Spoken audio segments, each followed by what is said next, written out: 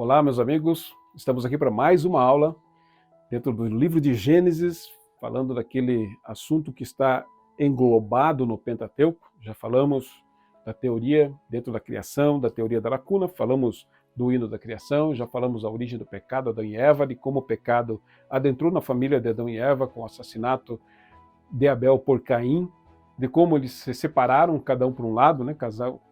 Caim casando com a sua irmã, e a descendência de Sete, que veio Enos, até que chega em Noé. Noé então constrói a sua arca, a arca que foi determinada, detalhada, toda a sua criação por Deus, e Noé então agora vai passar todo o período do dilúvio, a chuva, que até então não era conhecida pela raça humana, as comportas do céu se abrem e toda aquela água é derramada sobre a face da terra, e toda a terra é inundada e todos os animais e seres viventes que estavam sobre a face da terra então são exterminados, ficando então essa arca a pairar sobre as águas. A Bíblia diz que primeiramente foi solto um corvo e o corvo não voltou, porque muito provavelmente encontrou carniça sobre a face da terra, e por isso ele não retornou, dizendo então a Noé que ainda não era o momento dele sair da arca.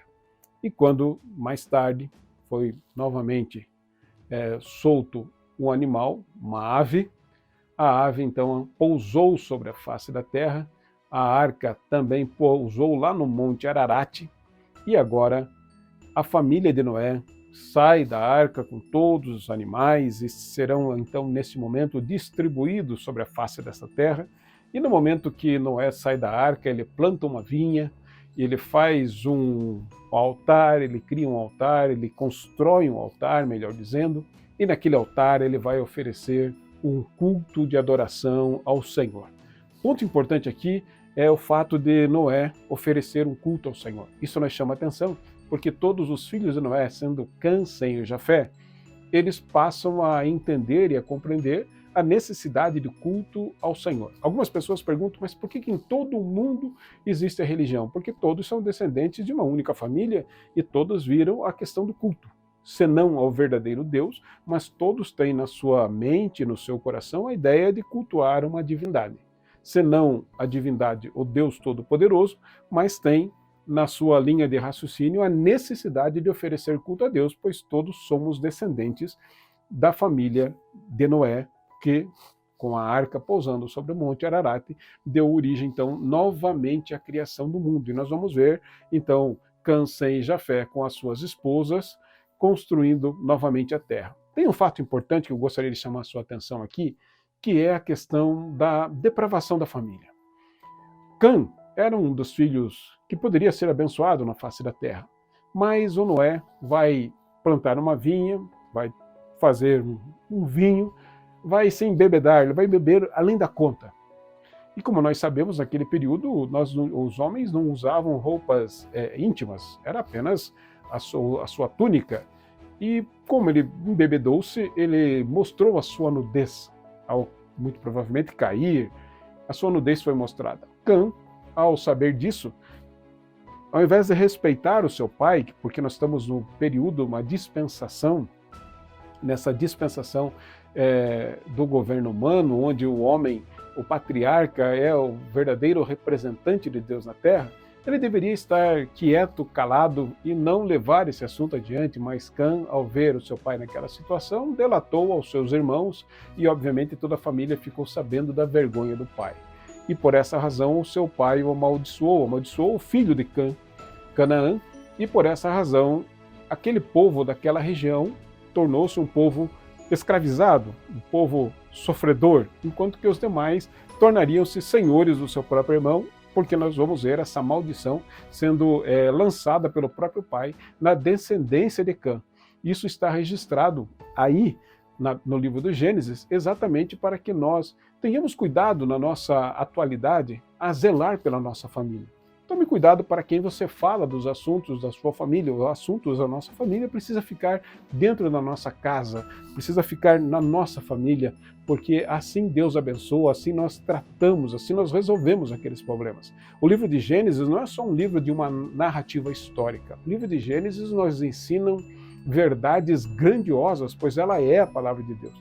E nesse sentido de nós termos cuidado com a nossa família, com o nosso pai, com a nossa mãe, com os nossos irmãos, com a nossa esposa, com os nossos filhos, nós temos que tomar cuidado com o que falamos, como falamos, pois podemos ser punidos pela nossa própria língua em relação àquilo que transmitimos a pessoas que não precisam saber. Aqui só um alerta em relação ao que a palavra do Senhor nos ensina dentro desse assunto na família abençoada que é a família de Noé. E eu te chamo a atenção porque algumas pessoas dizem assim, mas alguns problemas acontecem porque nossas famílias estão misturadas no meio desse mundo.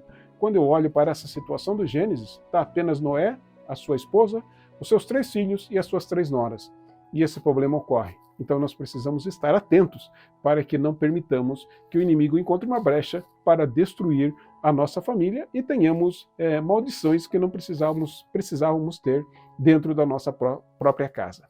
Mas como eu disse, dos 3 filhos, Sem, que vai dar origem aos semitas, ele vai gerar homens e mulheres que são adoradores, que fazem cultos. E de Sem vai nascer um filho chamado Éber. E de Éber são as origens dos hebreus. Quando nós falamos de hebreus, nós estamos falando de pessoas que vieram do Monte Hebron. Nós estamos falando das pessoas que são descendentes de Éber, que é o segundo depois de Sem. E Éber vai gerar Terá, e Terá vai gerar a 2 irmãos, Naor, né? E, mais propriamente dito, o pai de Abraão. Ele será o pai de Abraão que vai morar lá em Ur dos Caldeus. E o livro de Atos dos Apóstolos diz que Abraão foi chamado lá em Ur dos Caldeus. Já no Gênesis, diz que Deus falou com Abraão no capítulo 12, estando ele em Padã Arã. Gênesis 11:38 diz que quando ele saiu de Ur dos Caldeus, ele saiu com o pai. E eu gostaria de chamar a sua atenção aqui, porque nós estamos na dispensação patriarcal. E como nós estamos na dispensação patriarcal, você nunca pode falar com o filho enquanto o pai é vivo. Então, Atos dos Apóstolos não erra quando ele diz que Deus chamou Abraão ainda em Ur dos Caldeus. O fato é que ele não falou com Abraão porque o seu pai ainda era vivo. Então, Abraão, quando foi chamado em Ur dos Caldeus, que está registrado em Gênesis 11:31, desculpe, ele tinha aproximadamente 60 anos de idade. Só que o pai de Abraão, ele consegue viajar com Abraão até Padã Arã. Padã Arã, ele morreu. E quando ele morreu em Padã Arã, já em Gênesis 12, o pai de Abraão partiu e Abraão passou a ser o patriarca. E Abraão ali está com 75 anos. 15 anos se passaram desde a sua chamada. E com 75 anos, Deus chama Abraão agora, porque ele passa a ser o patriarca da sua família, e Deus diz para ele que nele serão benditas todas as famílias da terra. Oh, glória! Eu acho maravilhoso esse texto. Porque em Abraão, todas as famílias da terra seriam abençoadas. Só que a esposa de Abraão, Sara, ela é estéril. Ela não pode ter filhos. Abraão tem um servo. O seu servo poderia ser o seu descendente, conforme a lei da época, Eleazar. Ele mesmo acredita que talvez Deus estivesse falando dele. Portanto, que ele vai levar Eleazar com ele para todo lado. Só que Deus fala com ele ali em Gênesis 12, com Abraão com 75 anos, dizendo: sai da tua terra, sai da tua parentela e vai para a terra onde eu te mostrarei. E Abraão sai e vai com Sara. Só que ele não vai sozinho, ele leva seu sobrinho Ló. Não deveria, mas ele leva o seu sobrinho Ló. E ele sai daquela terra e vai em direção a Canaã, ele com 75 anos de idade.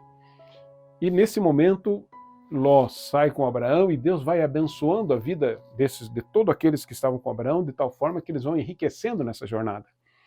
E quando Abraão está com 86 anos, aproximadamente 86 anos, várias coisas vão acontecer nessa trajetória.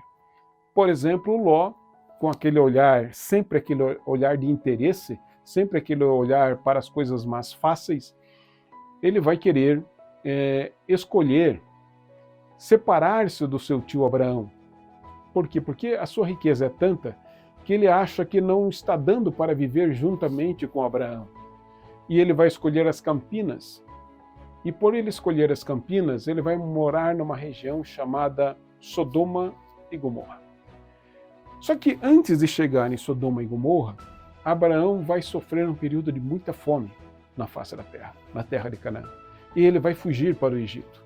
E quando ele foge para o Egito, ao chegar lá, porque o faraó do Egito, ele busca sempre as mulheres mais bonitas para fazer parte do seu harém, ele fica com medo de morrer, ele diz que a sua esposa Sará, ou Saraí, nessa época, é a sua irmã. Ele não está mentindo, porque a Saraí era a sua, vamos colocar assim, um termo mais conhecido nosso, era a sua prima irmã, porque era filho do seu pai como outra mulher.